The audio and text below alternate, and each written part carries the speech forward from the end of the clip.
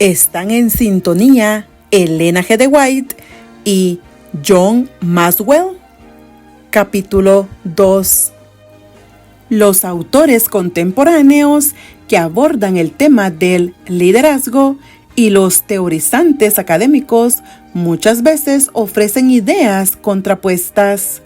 Algunos dicen que el liderazgo puede ejercerse sin que resulte necesario un contacto personal directo, mientras que otros se muestran en desacuerdo. Hay quienes creen que el líder debe establecer objetivos a largo plazo, pero otros favorecen una acción inmediata, más espontánea. Los teóricos no se ponen de acuerdo en cuanto a si el liderazgo está al alcance de todos o únicamente el 25% de la población se haya genéticamente dotado para ejercerlo. No hay un consenso sobre esto. Para unos, la capacidad de ser líder es consustancial con la forma de ser y la personalidad de cada cual. Para otros, no es más que una metodología. Elena G. de White no solo exhorta con firmeza a los dirigentes a que utilicen su influencia con el fin de apresurar el reino de Dios, sino que además llena ciertos vacíos en importantes aspectos que los estudiosos contemporáneos del liderazgo suelen pasar por alto. Ella habla poco de políticas de liderazgo. Sin embargo, los principios que propugna se mantienen constantes en sus escritos, en sus charlas y en su forma de vida. Las obras contemporáneas sobre el liderazgo pueden ser útiles, no necesariamente porque ofrezcan información e ideas distintas a las que Elena G. de White expuso, aunque en realidad muchas veces esto es el caso. Son importantes porque el material actual explica los conceptos respecto al liderazgo y a veces los principios en el ámbito social de la actualidad. Esas obras nos ayudan a conocer los diferentes modos en que la sociedad contemporánea entiende el liderazgo. Si usted está familiarizado con la bibliografía sobre liderazgo, este capítulo le va a interesar.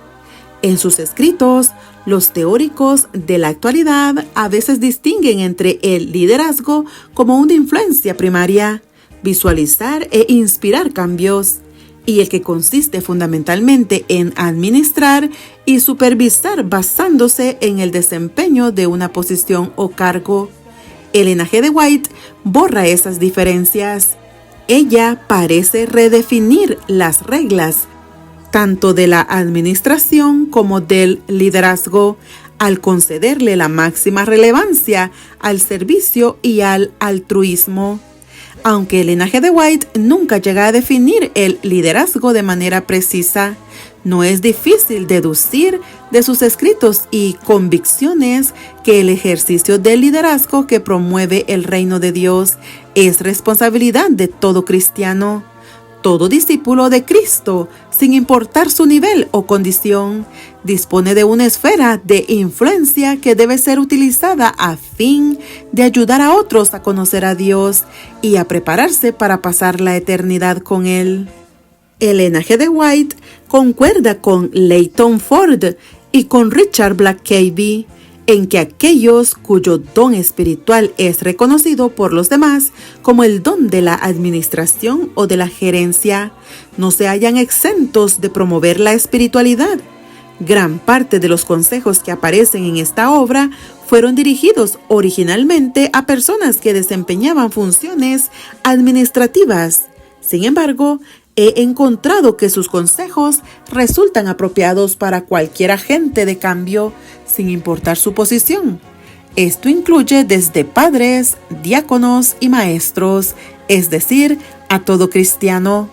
La siguiente declaración es un claro ejemplo de lo que Elena G. de White consideraba que eran las características esenciales del liderazgo administrativo. Estas características no las contradicen ni John Maxwell, ni Dan Dick y Barbara Miller, ni Ray Anderson. Al dirigirse a un grupo de educadores, ella escribió: Los directores de nuestras escuelas deberían ser hombres y mujeres de intuición aguda, que tengan el Espíritu de Dios para ayudarles a leer el carácter, que tengan aptitud para dirigir, que puedan entender las diferentes fases del carácter y ejerzan tino y sabiduría en su trabajo en favor de las diversas mentes. Muchos pueden ocupar nominalmente el puesto de director, pero se necesitan hombres capaces de desempeñarlo en todo el sentido de la palabra. Muchos hay que con bastante habilidad pueden seguir la rutina, pero no pueden impartir valor y esperanza, inspirar pensamientos, avivar la energía e impartir tal vida que la escuela llegue a ser un poder vivo y creciente para el bien. ¿Leyó Elena G. de White obras sobre liderazgo? Al examinar los libros de su biblioteca, no encontré nada que tratara de este tema de manera concreta. La bibliografía sobre el liderazgo práctico, tal y como la entendemos hoy, no existía en su tiempo. Sin embargo, ella consultó una amplia gama de obras sobre teología, historia y comentarios bíblicos. Esas obras indiscutiblemente contribuyeron a formar su idea de la necesidad que tienen los dirigentes de conocer y experimentar la comunión con Dios. Tampoco hay evidencias de que Elena G. de White leyera o consultara obras de los filósofos griegos o de los padres de la Iglesia como Aristóteles, Platón, Tertuliano u Orígenes. Pero no resulta atrevido creer, tomando en cuenta su biblioteca personal, que si Elena G. de White estuviera viva, ella citaría algunas de las obras mencionadas en la bibliografía de este libro. Durante los últimos 20 años, las teorías sobre el liderazgo se han multiplicado exponencialmente en libros, revistas, artículos y conferencias. Las razones para este crecimiento son diversas. Pueden incluir el anhelo humano de encontrar significado y propósito a la vida, y también la exacerbada sensación de desencanto de los posmodernistas por la búsqueda de la familiaridad y por la inconformidad social con las estructuras jerárquicas que exigen triunfos y éxitos. Tanto los cristianos como los no cristianos desean disfrutar de una experiencia espiritual más profunda. Esta búsqueda de significado y espiritualidad puede estar propiciando diversos cambios sociológicos, como el desarrollo de la vocación de mentor, el aumento de ministerios religiosos independientes que dan prioridad a las experiencias prácticas de índole comunitaria y de servicio, el surgimiento de centros de estudio y programas universitarios dedicados a estudiar las religiones orientales, el ocultismo y la parapsicología, así como el extraordinario auge de los libros dedicados a exponer conceptos de liderazgo intercultural, como una vida con propósito. Skye Bell afirma que esta búsqueda de significado abarca todos los aspectos de la existencia humana. La formación espiritual, es decir, el conocimiento de Dios, fue el objetivo supremo de la vida de Elena G. de White, así como el eje de sus consejos respecto al liderazgo. Ella creía que si alguien podía apreciar la profundidad del amor de Dios demostrado en el Calvario, decidiría en consecuencia ser un fiel seguidor de Cristo. Esa creencia constituye el andamiaje sobre el cual se sustentan todos sus consejos sobre el liderazgo. Para la señora White, sin el conocimiento de Dios, no puede existir un liderazgo genuino. Ella consideraba dicho conocimiento como un don impartido por el Espíritu Santo. Varios autores que han estudiado el tema del liderazgo cristiano, entre ellos David Simmons, Richard Foster y Ray Anderson, mencionan al Espíritu Santo de forma indirecta. Sin embargo, ninguno de ellos hace mención del papel del Espíritu en la vida de un líder cristiano, con el énfasis con que lo hace Elena G. de White. En las consideraciones del cambio congregacional realizadas por James Furr, Mike Bonem y Jim Harrington, existe un patente vacío. Pasan por alto la trascendental función que cumple el Espíritu Santo en el proceso de renovación. Blackaby y King y Blackaby hacen numerosas referencias a la obra del Espíritu. Sin embargo, la identificación que hace Elena G. de White del Espíritu como el más elevado de todos los dones puede considerarse como única en la literatura cristiana del liderazgo. El mundo degenera hacia un caos, un concepto llamado entropía, según se pone de manifiesto en las tensiones políticas, el terrorismo, los cambios climáticos, las calamidades sin precedentes. Todo esto hace que la gente experimente un renovado deseo por conocer más sobre lo trascendente y lo eterno. Margaret Weekly es una consultora y diseñadora de sistemas. Aunque no acepta la segunda ley de la termodinámica, la entropía aplicada a la vida, ella intenta llenar el vacío, el anhelo del alma, con algo vago, místico e indefinido.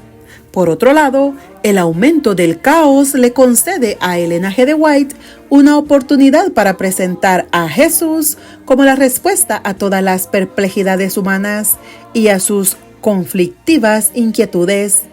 Richard Foster dedica un capítulo completo de su clásica obra, Celebration of Discipline, al estudio de lo espiritual. Sin embargo, la Biblia no es el eje de dicho capítulo, es solo uno de los muchos libros que él recomienda. Os Guinness, por otro lado, desafía a todo líder responder esta pregunta: ¿quién es Dios? Empero se queda corto al no recomendar el estudio de las Escrituras como la principal fuente para encontrar la respuesta a dicha pregunta. John Maswell pareciera usar fundamentalmente la Biblia como la base de sus enseñanzas respecto al liderazgo, en vez de leer las Escrituras con el objetivo de conocer a Dios y lograr el desarrollo del carácter, aun cuando se pudiera decir que sus enseñanzas respecto al liderazgo promueven el desarrollo del carácter. De los autores que consulté, George Gladys parece ser el que mayor énfasis hace a la necesidad que tienen los líderes y sus equipos de trabajo de leer diariamente las Escrituras. Blackaby y King son categóricos al afirmar que la experiencia por sí misma no pueden servirnos de guía, que toda experiencia tiene que ser controlada y asimilada por las Escrituras. Esta elevada visión de la Biblia es la misma que sostiene Elena G. de White. Entre los autores contemporáneos dedicados al estudio del liderazgo, Blackaby y King, Blackaby, Guinness y Ford probablemente son los que más se aproximan a conceder la misma importancia que Elena G. de White atribuye al desarrollo del carácter. Guinness comenta: toda búsqueda que se halle desprovista de la búsqueda de Dios, lo único que provoca es inquietud. Esto armoniza con la declaración de Elena G. de White de que el corazón humano nunca sabrá qué es la felicidad hasta que se entregue para ser moldeado por el Espíritu de Dios. Varios autores cristianos hacen algo más que una referencia ocasional a la oración, entre ellos Blackaby y King, Foster y Mike Neal. Sin embargo, sorprendentemente, Ford, en su obra cristocéntrica, Transforming Leadership, no incluye ni un capítulo donde analice la función del líder como un individuo que ora. Aunque Gladys escribe un libro completo sobre cómo dirigir una iglesia en equipos, no sugiere que la oración sea una de las cosas importantes que tienen que hacer estos equipos. Estudié los autores contemporáneos que escriben acerca de uno o más aspectos del conocimiento de Dios. Ninguno parece tener la voluntad de abordar el tema con la importancia y seriedad con que Elena G. de White lo hace. El énfasis de ella en la necesidad del dirigente de ser capacitado por el Espíritu parece más marcada que la de cualquier especialista en el tema. Creo que los consejos de Elena G. de White a los dirigentes en relación con la oración son especialmente relevantes. Ella advierte de manera repetida que Dios no puede bendecir, prosperar o apoyar a dirigentes que descuiden orar por sí mismos, por sus iglesias y por aquellos sobre quienes tienen influencia. Fuera de Elena G. de White y de Skip Bell, no encontré ninguna referencia en los libros de liderazgo que consulté sobre la necesidad de dedicar más tiempo a la oración en las reuniones de juntas directivas. Únicamente Foster, que considera la oración como el eje de todas las disciplinas espirituales, se une a Elena G. de White al recomendar el ayuno y la oración corporativos en la búsqueda de respuestas a los desafíos eclesiásticos. Sus escritos también parecen estar entre los más categóricos al promover la adjudición de responsabilidades por parte del Espíritu, sin distinción por motivos de sexo. Entre los dirigentes del ministerio evangélico, Cotter asevera que la rigidez y una actitud conservadora en las organizaciones que se creen autosuficientes dificultan el aprendizaje. No obstante, Elena G. de White se distingue al catalogar a los dirigentes que menosprecian la investigación y la discusión de nuevas verdades bíblicas como conservadores, una etiqueta negativa que describe un deterioro en la vida espiritual. La mayor parte de los autores dedicados al estudio de este tema, tanto cristianos como seculares, abordan el concepto de la integridad. Elena G. de White, por otro lado, relaciona directamente el estudio de la Biblia con el desarrollo del carácter y con el correcto raciocinio. Incluso ella describe el desarrollo del carácter como algo más importante que todas las actividades de la iglesia. Agber reconoce que el mundo es hoy más receptivo que nunca al liderazgo de índole espiritual. Por otro lado, es de notar que Elena G. de White consideró el liderazgo espiritual como el acto de exaltar a Jesús, en lugar de tener un comportamiento ético. Políticamente correctos o motivados por la integridad. Robert Greenleaf acuñó el concepto de líder siervo en una de sus obras considerada clásica. En la misma se refiere ocasionalmente a Jesús. Sin embargo, desarrolla el concepto de líder siervo desde una perspectiva humanista, aunque los principios y las ideas que expresa no contradicen los de Elena G. de White. Su interpretación del líder siervo difiere de la de ella. Para la señora White, los verdaderos líderes sirven, se sacrifican y se involucran en actos desinteresados no porque tengan una bondad innata, sino más bien como una respuesta a la gracia de Cristo y al deseo de vivir con la humildad que Él demostró mientras estuvo en esta tierra. Greenleaf, en armonía con sus raíces cuáqueras, considera que las fuerzas del bien y del mal son motivadas por los pensamientos, las actitudes y las acciones de cada ser humano. Pero para Elena G. de White, todo esto forma parte de la trama del gran conflicto entre Cristo y Satanás. No encontré referencias al concepto de líder siervo en Blackaby y King o en Blackaby y Blackaby. El planteamiento general de ambas obras equivale a lo que Elena G. de White menciona sobre la necesidad de ser humilde y estar dispuesto a servir como un rasgo de carácter y práctica de los líderes cristianos. Al igual que Guinness, Elena G. de White expande el concepto de líder siervo para incluir lo material, Ambos autores condenan las doctrinas de prosperidad y de un evangelio de bienestar y riquezas como una corrupción de la vocación cristiana. Elena G. de White, al igual que Tony Campolo, creía que los líderes deben ser altruistas y frugales por dos razones: para ahorrar dinero y colaborar con la predicación del evangelio y tener recursos para ayudar a los necesitados. En su obra Soul o Leadership, Anderson pasa delicadamente del concepto de líder-siervo al tema del poder, cuando afirma que al líder y siervo se le puede confiar autoridad y poder, siempre y cuando ese poder sea empleado para alcanzar la visión y el propósito de Dios para la humanidad. El consejo de Elena G. de White en cuanto al abuso de poder coincide con la opinión de Anderson de que el liderazgo ha de emanar del poder del espíritu. No tiene que estar centrado en el egoísmo o en la gloria, que lo hará degenerar en abusos de índole espiritual. Greenleaf discute las consecuencias negativas que implica la centralización del poder.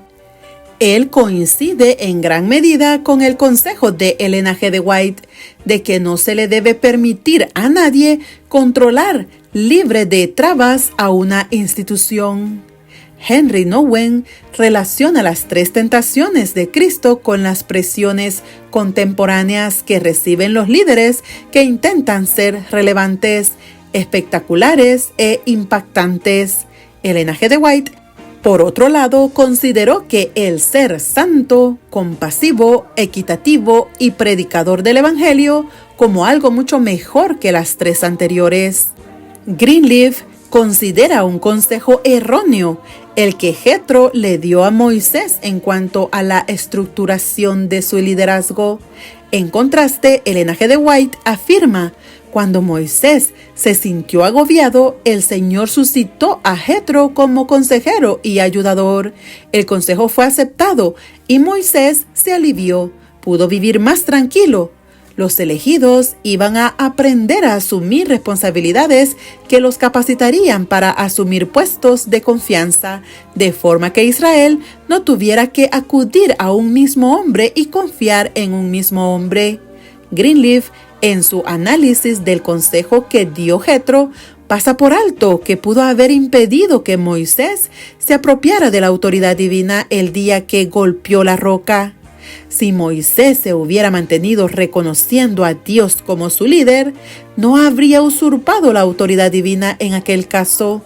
El problema no residía en la estructura del liderazgo que Jethro sugirió, según dice Greenleaf, más bien se centraba en haber golpeado la roca. Al hacerlo, Moisés dejó de reconocer la autoridad superior de Dios. En cambio, para Elena G. de White, este acto irreflexivo de Moisés quitó fuerza a la lección que Dios se proponía enseñar al pueblo. Elena G. de White y las relaciones con el personal. Humbert consideraba que delegar autoridad y servir a los demás son características que identifican a un liderazgo maduro y que distinguen al liderazgo de quinto nivel. La delegación de autoridad de quinto nivel puede implementarse cuando el líder contesta afirmativamente esta pregunta: ¿tiene usted suficiente confianza en sí mismo como para que las opciones de otros no lo molesten? Elena G. de White parece colocar a Jesús en las categorías 5 y 6 sugeridas por Humbert. En el corazón de Cristo, dice Elena G. de White, donde reinaba perfecta armonía con Dios, había perfecta paz. Nunca le halagaban los aplausos, ni le deprimían las censuras o el chasco. En medio de la mayor oposición o el trato más cruel, seguía de buen ánimo. Elena G. de White continuamente exhortaba a los dirigentes a que delegaran su autoridad y les concedieran a otros la oportunidad de tomar buenas decisiones, así como también de cometer errores. Esa es la mejor manera de aprender. En este sentido, sus escritos coinciden con Cousses y Posner, quienes afirman que un dirigente no tiene que especificarle a personas talentosas cómo tienen que realizar las labores. Venice se expresa de forma similar. El liderazgo no consiste tanto en el ejercicio del poder, sino en delegarlo en otros. Un principio que se cita con frecuencia en la biografía contemporánea afirma que el líder debería descubrir cuál es su vocación, por qué él o ella estarían dispuestos a vivir o a morir. La visión de los fundadores de la Iglesia Adventista era que debían conquistar al mundo para Cristo. Las cartas que Elena G. de White enviaba a los dirigentes, así como su vida práctica, encarnan esa misma visión. Ella anhelaba ver una iglesia integrada donde el género, la edad y la raza se unieran para compartir a Jesús en el contexto de los mensajes de los tres ángeles. Guinness y Elena G. de White concuerdan en sentido general en que el dirigente necesita identificar en primer lugar el llamamiento recibido de parte de Dios. Luego tiene que escuchar y responder el llamado divino a ganar a otros para su reino. Whitley construye su visión del mundo sobre la premisa de que la vida surge no de Dios como actor y creador, sino del caos. También reconoce el asombroso orden del universo, aunque sometido a un continuo cambio. En contraste, la visión de Elena G. de White es que Dios dirige todo lo creado. Whitley identifica conexiones con el liderazgo en la física cuántica y en el mundo invisible de los campos energéticos y en el electromagnetismo. Elena G. de White, por otro lado, considera que el Espíritu Santo es la fuerza unificadora más poderosa del universo. Whitley se apoya en una estructura naturalista, por lo tanto, ella filtra hechos, datos, teorías y postulados mediante el sedazo de esa concepción. En el mundo de Elena G. de White existe la igualdad. En el mundo naturalista de Charles Darwin no hay igualdad. Darwin creía, por ejemplo, que los hombres eran más inteligentes que las mujeres y que los europeos eran más inteligentes que los asiáticos o los africanos. Encontré algo interesante que muy pocos autores discuten: el tema de la delegación de poder o autoridad en líderes de las minorías. Quizá la ausencia de dicho énfasis se manifiesta entre los autores de la actualidad debido a que aceptan la premisa de la igualdad de todos los grupos sociales.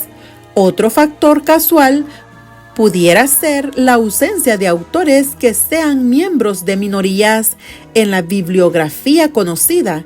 Sin embargo, Leslie Pollard les recuerda a los dirigentes que en la actualidad las relaciones y las comunicaciones entre diferentes grupos se hacen más difíciles debido a los factores históricos, aunque quizás no existan problemas relacionados con la raza. Incluso Elena G. de White escribió relativamente poco respecto a la delegación de autoridad en el caso de las minorías, pero lo poco que escribió tiene mucha relevancia.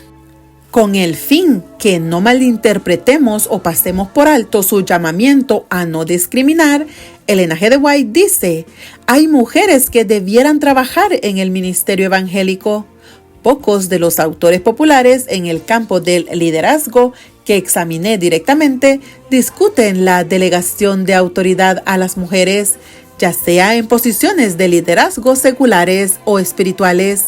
Autores menos conocidos como Collison, Bank, Baumeister estimulan el nombramiento de mujeres para puestos directivos. Igualmente lo hace Tribble, aunque a este último por lo general no suelen situarlo en el grupo de autores contemporáneos. Aun cuando Elena G. de White parece concentrarse en la capacitación de toda la iglesia para ejercer el ministerio, ella también hace declaraciones que indican que los hombres y las mujeres son iguales ante Dios. En una de sus declaraciones más relevantes sobre el tema, encuentro una clara indicación de que no se debe impedir que las mujeres asuman posiciones de liderazgo o pastorales.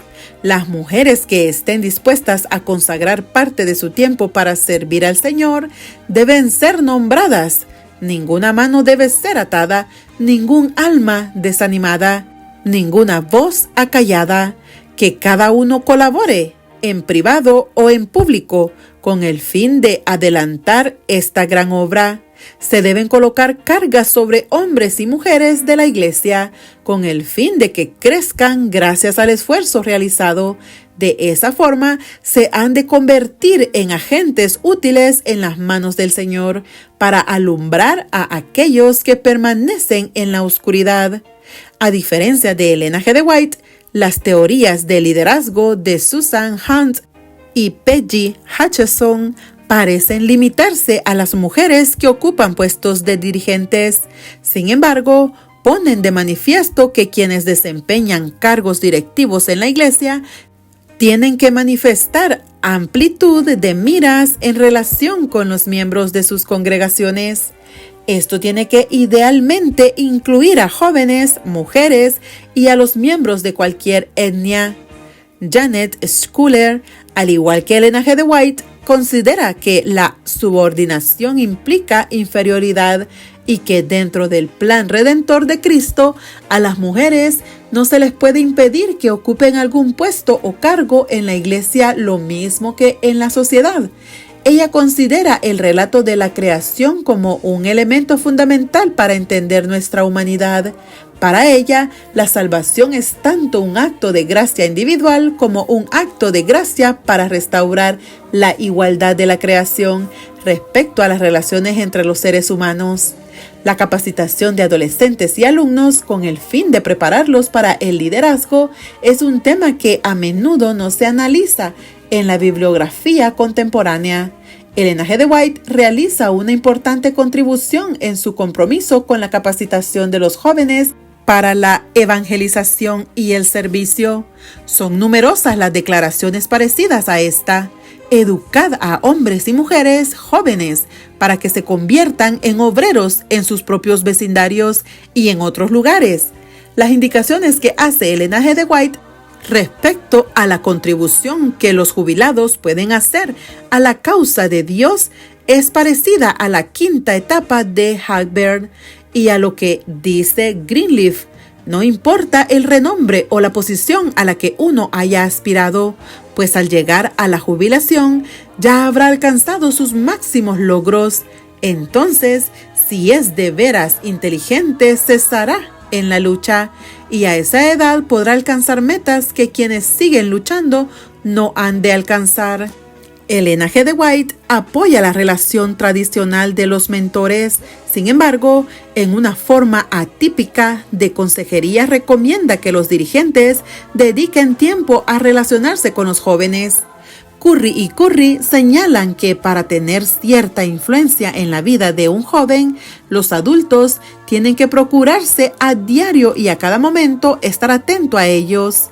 Tienen que descubrir qué les gusta, qué no les gusta, a quiénes prefieren, a dónde van a salir de la iglesia, qué clase les gusta y cuáles no.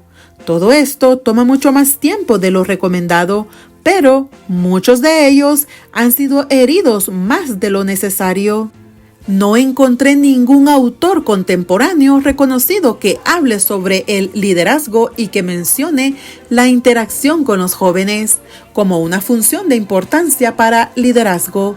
En este sentido, la contribución de Elena G. de White es única. Elena G. de White corrobora el factor de cohesión de Glanwell al hablar de la tutoría entre individuos iguales. Ella afirma que los jóvenes tienen el doble de la influencia que ejercen los adultos en las vidas de sus compañeros. Aunque la señora White repetidamente rechaza las biografías que pasan por alto la debilidad humana, ella concuerda con Stanley y Clinton al sugerir que las biografías pueden ser valiosos modelos de tutelaje. Reconocidos autores mencionan a los necesitados, a los marginados y a los menesterosos. Sin embargo, pocos consideran que comprometerse en acciones de justicia social puede ser un elemento que realce el liderazgo.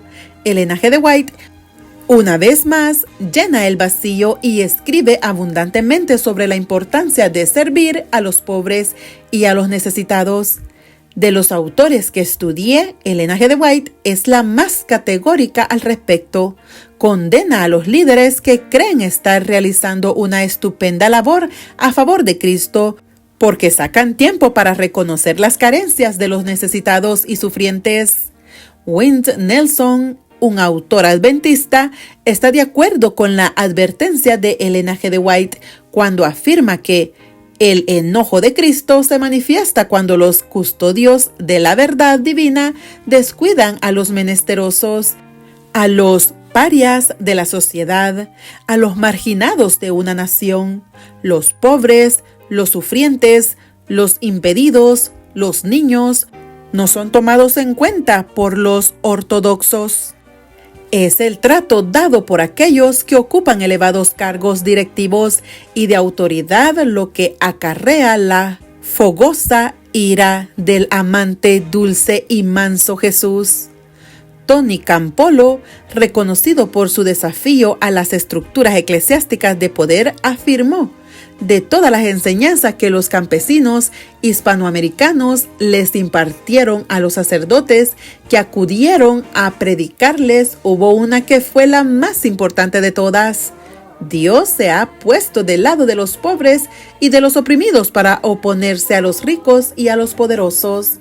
Henry Nouwen demostró su solidaridad hacia los marginados al abandonar su cátedra de profesor en Harvard para hacerse cura y ministrar a una comunidad de discapacitados mentales llamada El Arca en Francia.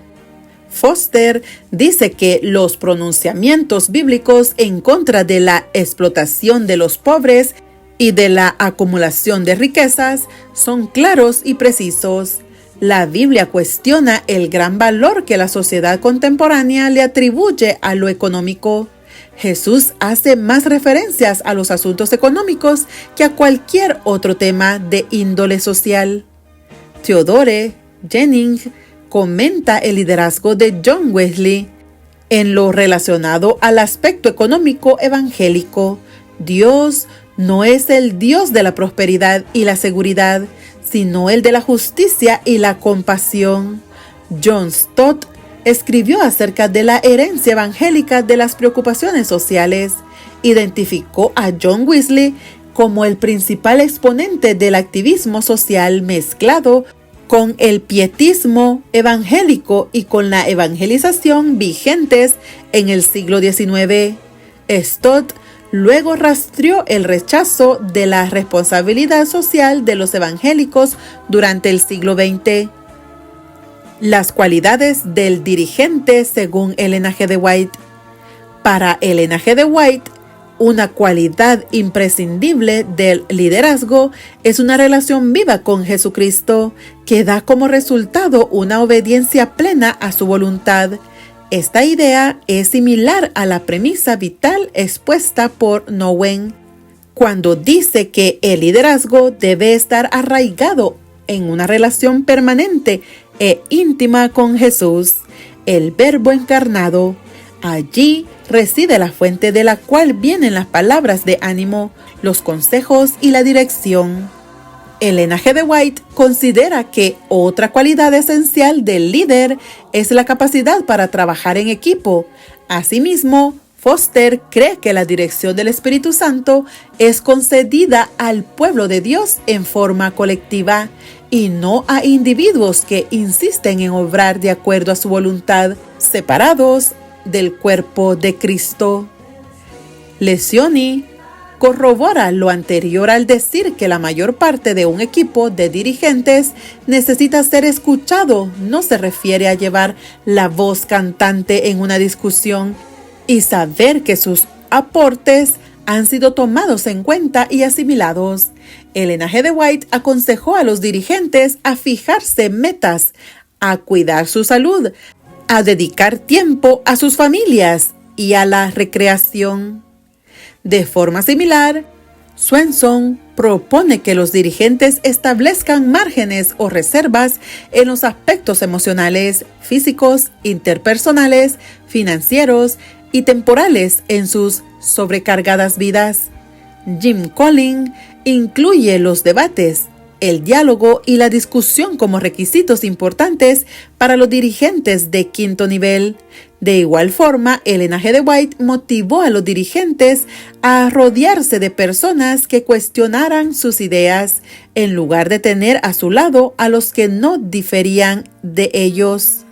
Elena G. de White, Guinness y Ford todos consideran el liderazgo como un llamamiento de Dios y no como puestos o cargos que la gente escoge por sí misma. Este llamamiento puede estar asociado o no a una posición administrativa o de liderazgo. Elena G. de White dedica gran parte de sus escritos a describir a Jesús. Ford también ve en la vida de Cristo un resumen de todas las cualidades positivas mencionadas en los libros que exponen las teorías del liderazgo. Ford cree que Jesús pudo crear, articular y comunicar una visión conmovedora para cambiar aquello de lo que la gente hablaba y con lo que soñaba. Pudo hacer que sus seguidores olvidaran sus intereses personales. Nos permitió contemplarnos a nosotros y a nuestro mundo en una forma diferente. Le proporcionó una connotación profética a la esencia de las cosas, con el fin de alcanzar los cambios más notables. Partiendo de los principios observados en la vida de Cristo, Elena G. de White establece cuáles han de ser las cualidades del liderazgo práctico. Al igual que Guinness, ella considera a Jesús no solo un líder religioso, sino como el Señor de toda la tierra.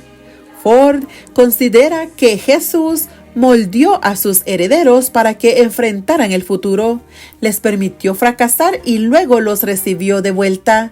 Bell advierte que cuando los miembros o los colegas temen probar algo nuevo por temor a equivocarse, la iglesia o la escuela está condenada a la mediocridad. Blackaby y Blackaby consideran que Dios utiliza el fracaso como un método educativo. De ahí que toda experiencia, sea buena o mala, sirve de ayuda. Elena G. de White escribe en más de una ocasión respecto a la necesidad de tratar a quienes yerran con compasión, bondad y respeto.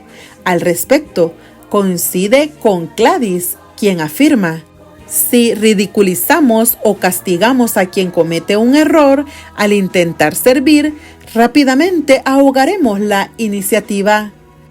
Para Blackaby y King, el meollo de la visión y la planificación proactivas es el acto de descubrir dónde Dios está actuando y luego unirlos a Él allí.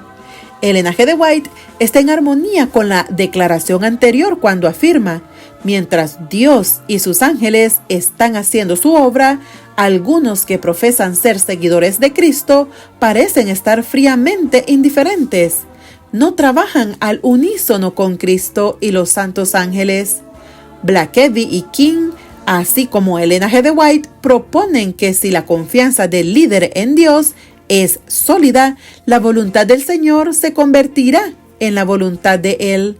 Bell expande una frase utilizada por Stephen Covey: actitud de abundancia, con el fin de definir el carácter de Dios. Él es quien provee los recursos cuando está presente la visión, la acción y el progreso. Blackaby y Blackaby, al igual que Elena G. de White, identifican la reflexión y la planificación como elementos que dependen más de la visión divina que de la imitación de estrategias humanas exitosas. Charlie Swindoll afirma que la visión surge de la fe, es sustentada por la esperanza, estimulada por la imaginación y fortalecida por el entusiasmo. Ford sugiere 3 preguntas como parte del proceso de planificación y visualización. ¿Es esto lo que Dios visualiza? ¿Es este el método de Dios? ¿Es este el momento indicado por Dios? Elena G. de White sugiere un proceso similar de planificación y visualización. Blackaby y King proponen que el dirigente acepte por fe que Dios lo capacitará y lo preparará para hacer todo lo que él pida, aun en el caso de que el mandato esté fuera del ámbito de intereses anteriores, talentos reconocidos o experiencia previa. Aunque Elena G. de White afirma que todos sus mandatos, los de Dios, son habilitaciones, ella parece coincidir con el dirigente juvenil Jim Slevcon, que escribió: siempre conviene tener gente que labore en lo que mejor se desempeña. Dick y Miller, así como Greenleaf, también nos animan a identificar los aspectos donde realizamos nuestro mejor desempeño. Lo mismo hace Colling, quien propone que el dirigente reconozca en qué aspecto él o ella alcanza sus mejores logros y para qué funciones está genéticamente dotado. Blackaby y King se mantienen firmes en la premisa de que Dios siempre realiza ajustes en las actitudes del dirigente, en sus relaciones, en su modo de pensar, en sus compromisos, en sus acciones o en sus creencias. McNeil asume una actitud poco ortodoxa ante la planificación personal a largo plazo, ya que propone dejar en manos de Dios el destino profesional, en contraposición con la mayor parte de los libros sobre el liderazgo. Ella propone que el líder se proyecte a sí mismo o a sí misma en 10 años, o que haga una proyección similar a largo plazo. Elena G. de White dice: el éxito en cualquier rama requiere un blanco definido, aunque también afirma: conságrate a Dios todas las mañanas, sea tu oración: tómame, oh Señor, como enteramente tuyo, pongo todos mis planes a tus pies, somete todos tus planes a Él para ponerlos en práctica o abandonarlos, según te lo indique su providencia. Respecto a una visión del futuro, Elena G. de White dijo que pensamos de forma muy estrecha con relación a nuestros planes. Necesitamos más amplitud de miras. Colling advierte que no deben fijarse planes ambiciosos con una actitud desafiante, sino que necesitan ser sopesados concienzudamente. Él dice que las normas tienen que establecerse por encima de lo que es bueno y que se debe tratar de alcanzar lo superior con el fin de que todo tenga sentido. Para Elena G. de White, el núcleo de todo se deriva de la excelencia, que a su vez se encuentra en Colosenses 3:23. Y todo lo que hagáis, hacedlo de corazón, como para el Señor y no para los hombres. Elena G. de White exhorta a los líderes que asuman responsabilidades y que arriesguen algo en aras del éxito de este mensaje. Ella se lamenta por el lento e incrédulo accionar. Cotter comparte con Elena G. de White la idea de lo importante que es fomentar un sentido de urgencia con el fin de lograr un cambio. Ambos autores aprueban la rapidez en la acción y están de acuerdo en la importancia de aprovechar todas las oportunidades que se presenten. Greenleaf asevera: la carga de la inacción es mucho mayor que el beneficio de la acción. Él señala que la creatividad implica riesgos, experimentación y perseverancia ante la posibilidad del fracaso.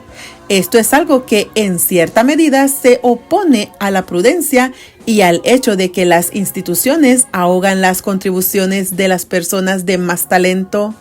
Greenleaf está en armonía con los comentarios de Elena G. de White respecto a la dedicación y diligencia personal cuando dice: uno debe oponerse a todo aquello que considera que es incorrecto, pero no es posible ser un buen líder si se tiene una actitud negativa. Solamente se puede dirigir a una institución o una sociedad por medio de acciones firmes, concretas y con un blanco definido. El lugar de Elena G. de White. En resumen, los consejos de Elena G. de White son muy parecidos a los que encontramos en la bibliografía contemporánea en lo que respecta al liderazgo. En ellos se asume que los gobiernos, las iglesias y las corporaciones existen con el fin de suplir las necesidades de la gente. El tema del gran conflicto entre Cristo y Satanás es probablemente el que menos comparte con los libros de nuestra época. Este conflicto es la base estructural desde donde surgen todos sus consejos espirituales y prácticos en cuanto al liderazgo. Este es el marco del conflicto entre Cristo y Satanás y la consecuente necesidad de que los seres humanos escojan uno u otro bando. Esta es la contribución especial que realiza Elena G. de White a las teorías del liderazgo. Dale like y suscríbete.